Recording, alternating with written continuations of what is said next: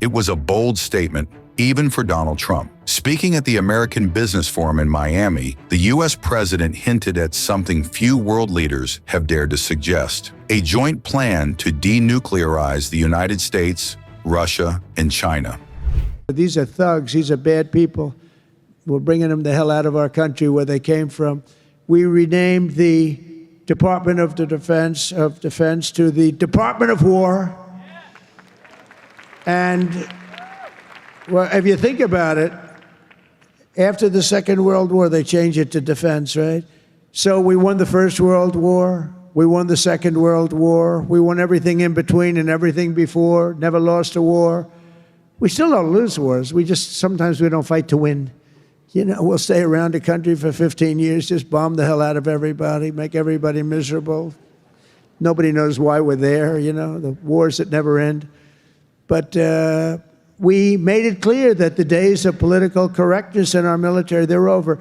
We don't want to get into wars. I rebuilt the military. We have the strongest military by far in the world. We make the best equipment, the best missiles, the best rockets, the best everything. We redid our nuclear. We're the #1 nuclear power, which I hate to admit because it's so horrible. It's such a horrible situation if it ever has to be used. Russia's second. China's a distant third, but they'll catch us within 4 or 5 years. They want to catch us, and they'll be able to catch us. And we're maybe working on a plan to denuclearize the three of us, so we'll see if that works. It was an unexpected mix of confidence, competition, and contradiction. Because even as Trump spoke of denuclearization, an unarmed Minuteman III intercontinental ballistic missile, capable of carrying a nuclear warhead, was being launched from Vandenberg Space Force Base in California.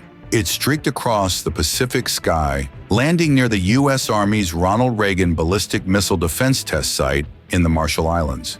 The message: America's nuclear capabilities are not just alive, they're active. Just hours earlier, Russian President Vladimir Putin made his own statement. Russia has always adhered and will adhere to its obligations regarding the all-encompassing ban on nuclear tests. There are no plans to deviate from those obligations. At the same time, indeed,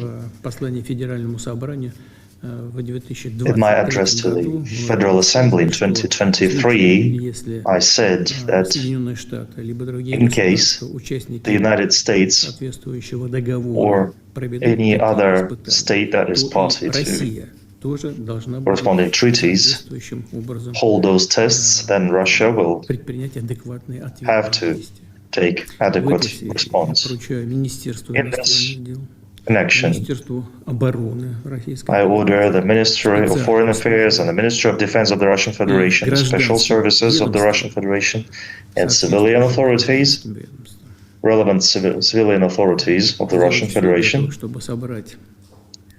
to make everything they can to gather additional information on this matter, to analyze the information on the platform of the Security Council and come up with coordinated suggestions regarding the beginning of nuclear tests. Neither the U.S. nor Russia has conducted a nuclear test since the 1990s, both bound by the Comprehensive Nuclear Test Ban Treaty, an agreement that outlaws all nuclear explosions. Yet the political climate has shifted, and on Truth Social, Trump wrote that, because of other countries' testing programs, he had instructed the Department of War to begin testing U.S. nuclear weapons on an equal basis. He said that process will begin immediately. The United States of America has more nuclear weapons than any other country. This was accomplished including a complete update and renovation of existing weapons during my first term in office, where I rebuilt the military. Because of the tremendous destructive power, I hated to do it having to do with nuclear weapons, but I really had no choice. Russia is second in line and China is a distant third, but will be even within 5 years. Because of other countries' testing programs, I've instructed the Department of War to start testing our nuclear weapons on an equal basis. That process will begin immediately. Thank you for your attention to this matter. Analysts believe Trump was referring to Russia's New Poseidon project, an experimental nuclear-powered underwater torpedo. Military experts say it could travel over 9,600 kilometers, carrying a radioactive payload capable of devastating entire coastlines. It's a chilling reminder. The nuclear arms race that defined the Cold War never truly ended.